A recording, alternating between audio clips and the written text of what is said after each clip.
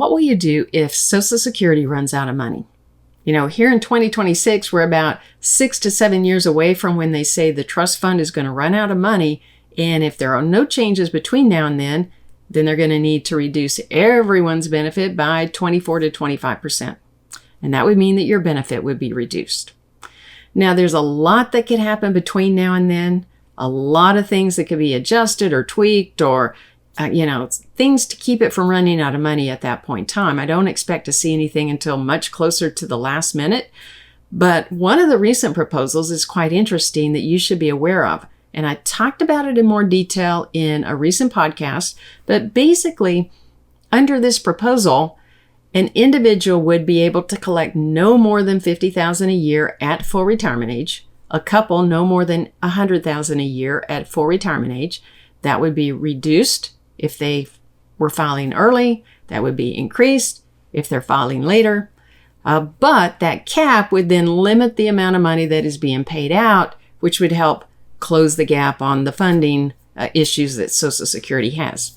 Now, that cap could impact the amount of benefits that you would get. So if this gets passed, then that would come into play. Now, we don't know if it'll get passed or not, but you want to think about ways that your benefit might be reduced. And another way that is often reduced is income-related monthly adjustment amount, that is the surcharge for Medicare premiums. Those are going up over time, and they're going up faster than Social Security is increasing. And so we're seeing a bigger and bigger impact from IRMAA on the amount of benefits that you're getting. It's basically draining your benefits. So I want to tell you 3 things to think about that you can do to make sure that you're addressing this the best that you can for your situation. Number 1, think strategically about when to file. Look at your plan and your Social Security benefits as if you're going to always get the full amount or it's going to be reduced. And look at what potential IRMAA costs could be for you. Number 2, think about how you would replace that income if it was reduced. Go ahead and plan for having, the retirements you want with full Social Security benefits.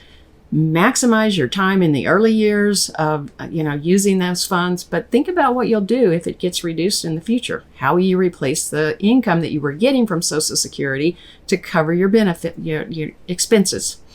And then number 3, think about your tax plan, because the amount of modified adjusted gross income you have greatly impacts your IRMAA and how everything flows. So be sure that you're putting together a good tax plan so that you can maximize your Social Security, net Social Security.